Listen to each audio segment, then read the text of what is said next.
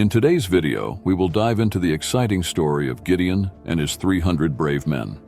This is a powerful narrative of courage, faith, and victory against all odds.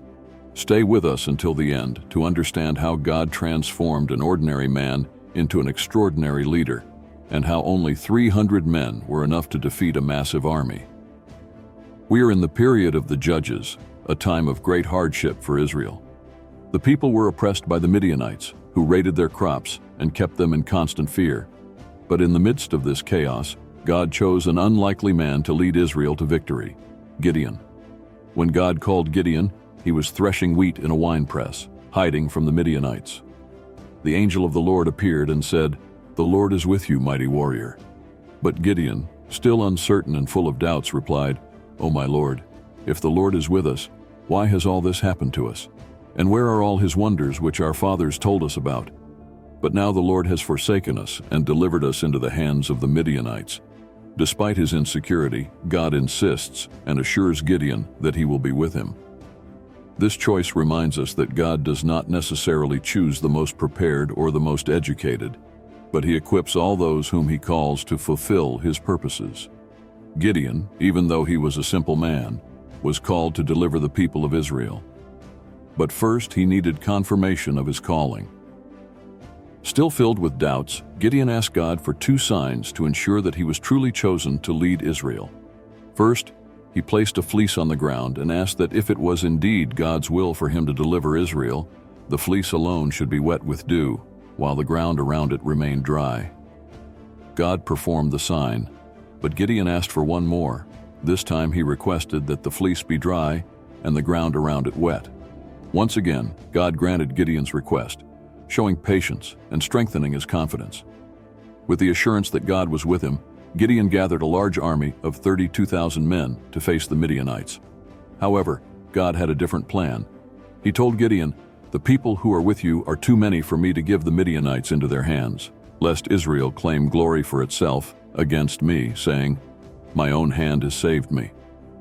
So, following God's instructions, Gideon began to reduce the number of soldiers.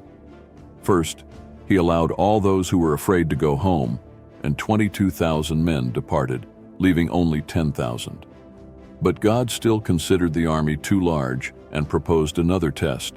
Those who drank water by bringing it to their mouths with their hands would be chosen. Only 300 men passed the test. Now, with only 300 brave men, Gideon prepared for battle. During the night, God instructed Gideon to go down to the Midianite camp to hear something that would strengthen his faith. Gideon overheard a Midianite soldier telling a dream in which a loaf of barley bread rolled into the camp and struck a tent, overturning it. The soldier interpreted the dream, saying, "This can be nothing other than the sword of Gideon, son of Joash, the man of Israel. God has given the Midianites and the whole camp into his hands." Strengthened by this confirmation, Gideon returned to the Israelite camp and divided the 300 men into three groups. Instead of traditional weapons, he gave them trumpets, clay jars, and torches hidden inside the jars. The plan was bold and unconventional, but it was exactly what God had ordered.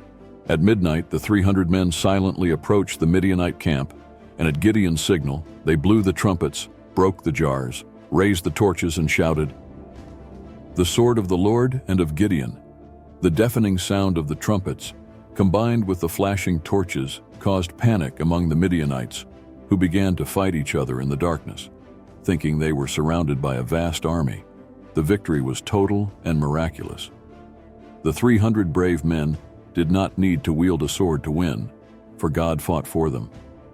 This is one of the most impressive stories of how God can use the few to defeat the many, showing that true strength lies not in numbers, but in faith and obedience to Him. The story of Gideon and the 300 brave men is a powerful example of how faith in God can overcome fear and bring victory, even against impossible odds. Gideon was an ordinary man, but by trusting in God, he accomplished an extraordinary feat. Today, the battles we fight are not physical, as the Apostle Paul said in his letter to the Ephesians, chapter 6, verse 12.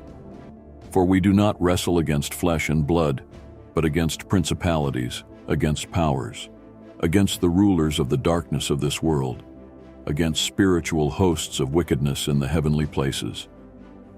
May we be strong and courageous, carrying the banner of faith, so that many may become citizens of God's kingdom through conversion to Jesus Christ. If you were inspired by this story of courage and faith, share this video with your friends and family.